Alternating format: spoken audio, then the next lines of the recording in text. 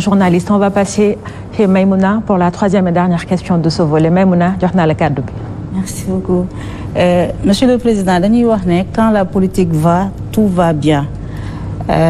Relecture ak renégociation contrat yi sans respect de la clause de rendez-vous ak tension politique permanente bi dafay inquiéter la communauté des investisseurs. Yaa ngi naan di nga asseoir un dialogue franc avec ton opposition te manque de confiance dafa xas ba am ndax ba ngay fixer la date des élections législatives da nga leen bett te xamoon nga ko depuis le mois de juillet du Conseil constitutionnel waxoon nga leen nañu continuer seeni travaux Premier ministre Ousmane Sonko dina ñëw def DPG ba waxtu ba jotee lu ni mel amul mu mel ni manque de confiance am na yaa ngi waajal projet de révision constitutionnelle est-ce que waxtaan bu sincère bu utile pour le pays dina am ndax di ngeen waxtaanee fondamentaux yi ndax projet bi day laal les clauses intangibles c'est-à-dire la forme républicaine de l'État ak la durée et le nombre de mandats est-ce que lii raam mu mel ni da ngeen am mébét laal ancien président de la République Macky Sall ak ay ñoñam ci gestion finance publique yi ak rapport Cour des comptes bi ak activités yi nga xam ne am na fi événements yi nga xam ne am na fi de 2021 à 2024 est-ce que loolu bokk na ci luy apaiser le climat politique ba mën a tax Sénégal investisseurs yi di fi buruxlu. yaa ngi may fàttali suñu émission yi parce que da ngay jël lu bari wax ko après daf koy affirmation bu ma ci tontuwul rek day mel ne lu ma nangu la ba pare dégg naa la tamit keroog sa émission gi suñu gars yi nga naan quand le bâtiment va tout va ñëwati nga tey ne quand la politique va tout va mais bref d'abord bu ñu demee ci projet de waxtaan am na parce que waxtaan baa ngi jóge ci assise nationale ñëpp la ñu woo fii laa fekk la recommandation de la CNRI sur l'institution d'une cour constitutionnelle 2013 ba 2024 kenn appliqué wu ko ma demaat waxtaana ji waat ñu waxaat ko ma jël comité ne leen jëmal leen ko ñu def un projet de loi kon kii am na waxtaan am na waxtaan bi day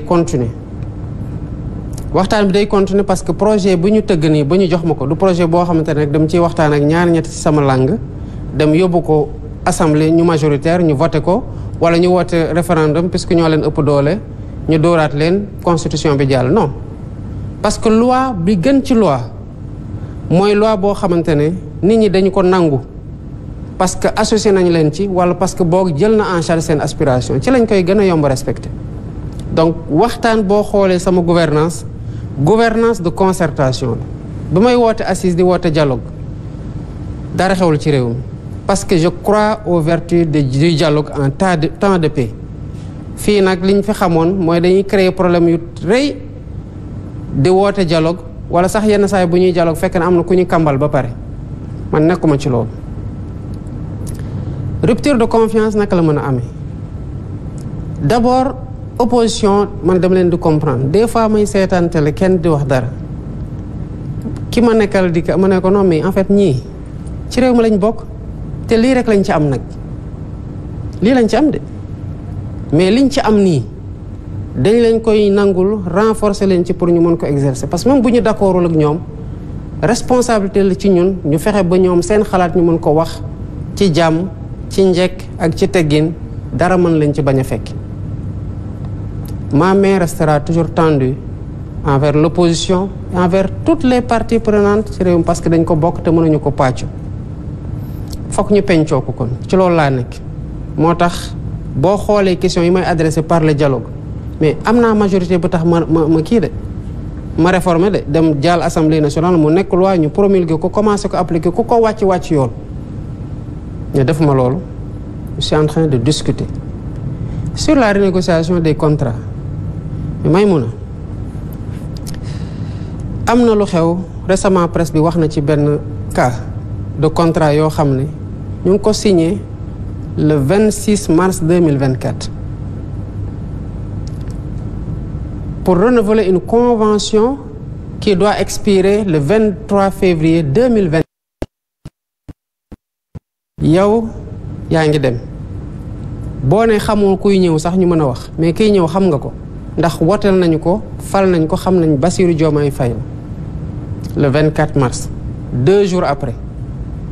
nga signé une convention boo xam amul benn urgence parce que expiré wul sax en 2024 mu ngi expiré en 2025 mais boo ko defoon sax sàmmoon teg intérêt réew mi ñu mën a wax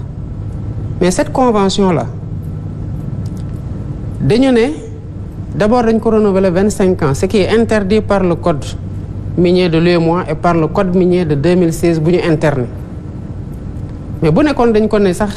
convention bu ñu signé en 2024 c'est régi par le code de 2016 ñu mën a wax mais non le code de 2016 boobu mu ngi doon abroger beneen code de 2003 qui lui-même abroge un code de 88 ñu tëb code 2016 bu nekk en vigueur tëb code 2003 bu code 2016 bi abrogé dem na la convention bu ñu signé le 26 mars 2024 dafa war a régir la nouvelle convention pour 25 ans waaye nag ce sera le code de 88 moo koy régir renouveler les exonérations fiscales et douanières qui étaient déjà exorbitantes pour 10 ans mais loolu man su ma ñëwee fekk ko alhamdulilah rabil alamin sax pour ce cas d'espèce bi ma koy gis c'était pas encore entré en vigueur mais qu'est-ce que je fais est-ce que damay ne signé na ko ba pare je suis devant les faits accomplis naa bàyyi pour les 25 prochaines années le code de 88 qui n'existe plus depuis 2003 le code de 2003 n'existe même plus le code de 88 di régir cette convention pour les 25 prochaines années accompagne ñu pour l'agenda national de transformation 25 ans quand même j'ai appelé la personne ma ne ko yow xam nga lii ki ko def xam na ne du yoon parce que code minier Sénégal lii la wax code minier UEMOA lii la wax yow mi ñu ko defal xam nga ne du yoon man mii mu mi fekk dama am responsabilité veiller ci intérêt état ak ci liy yoon ci réew mi di ak yoonal xam naa ne du yoon kon ñun ñëpp ñun ñetti ñëpp ñu nekk les principaux responsables xam nañu ne du yoon bëgg nañoo accompagner le secteur privé lool waaye ci orthodoxie lay nekk nag kon sa convention bi damay retirer le décret retirer le renouvellement des exonérations puisque bëgguñu nag sa activité arrêtée dañ la defal autorisation exceptionnelle nga continuer le temps que ñu waxtaan mais forcé wuñ ko dara te ngi waxtaan heurtaluñ ko ci dara ñu ngi waxtaan mais waxtaan boobu nag à la fin fokk Sénégal gis ci boppam te fokk une convention qui sera signée en 2025 soit régie par le code en vigueur du ñu dem ba 88 ce sera le code de 2016 bu fekkee ne code bi changé wul ci diggante bi bu code bi changé sera le code de 2025 loolu ku mu tiital mais ngelawaay bul ñëw parce que wax dëgg yàlla loolu du loolu réew du loolu réew mënul doxee noonu donc loolu warul tiital benn investisseur et contrairement à ce que ni ñuy wax mais l'APIX a plus de 2000 milliards su ma juumul yu teg en termes d'engagement d'investissement au niveau de qui sont en demande d'agrément kon la situation de sérieux de transparence de lutte contre la corruption et de claire vision des autorités que nous sommes rassure aussi le monde des investisseurs contrairement à ce que beaucoup de personnes disent maintenant kuy dem ci réew tàmmoon boo fa demee jaar ci corruption jaar ci manque de patriotisme ak de loyauté vis-à-vis du pays yi fa autorités yi fi nekkoon pour di pomper di muucu askan wi loolu moo tax nga dem ci réew bul ñëw Sénégal parce que loolu amatu fi mu des nag li mën a rebuter ay investisseurs mooy corruption man de xanaa lu ma xamul moo tax je fais voter une loi pour la protection des lanceurs d'alerte parce que foog sénégalais yi xam ne dërëm bu dugg ci gafak ak réew mi ñun ñëpp a ko bokk ak ku ko mënti dugal ci biir gafak réew et que ku nekk sentinelle pour la bonne gouvernance ba pare état tey sa kaaraange corruption bi ñun ñëpp a ci war a dugal suñu loxo xeex ko parce que benn réew mënul développer dans un contexte de corruption endémique te bëri na Sénégal waaye lu ma ci xam bu dee ku ñu war a relever la ci saa si nañu la relever te alhamdulilah ba corps de contrôle yaa ngi fi di def liggéey bu mucc ayib ni ñuy defee audit ci contrat yi ci période yu weesu plutôt ci structure yi rapport yi fii Cour des comptes saa yu fa defatee rapport comme ni ngeen ko gisee ñëpp ci teg seen bët OFNAC bu defee ñëpp dinañ ci teg seen bët beneen corps de contrôle bu defee tamit ñëpp dinañ ci teg seen bët léegi nag il appartiendra aux Sénégalais de mettre la pression qu'il faut sur la justice pour que mu def liggéeyam. Le temps de la justice n'est pas le temps politique, mais ça doit être le temps du peuple au nom duquel cette justice-là elle est rendue. Parce que mënuñu identifier ay nit jàpp leen ci ay rapports épingler leen justice di daagu. Je comprends maintenant qu'il y a un déficit de ressources nañ ci liggéey pour renforcer leen moo tax on a augmenté les recrutements au niveau du centre de formation judiciaire. Une pression politique pour orienter seen décision c'est pas notre façon de gouverner. Mais sénégalais bu ne am na sañ-sañu bu ñu nee diw sangam mii que mu nekk ministre gouvernement Diomaye wala mu nekkoon ministre bi fi nekkoon avant moi wala directeur général bu ñu ko épinglé sénégalais ont le droit de réclamer que la justice fasse son travail. Bu boobaa man dama amul sax conc ba koy teg ci kaw dossier. Monsieur le Président de la République dañuy jàll Maïmouna ci beneen thématique bi. am na benn kii bu mu wax.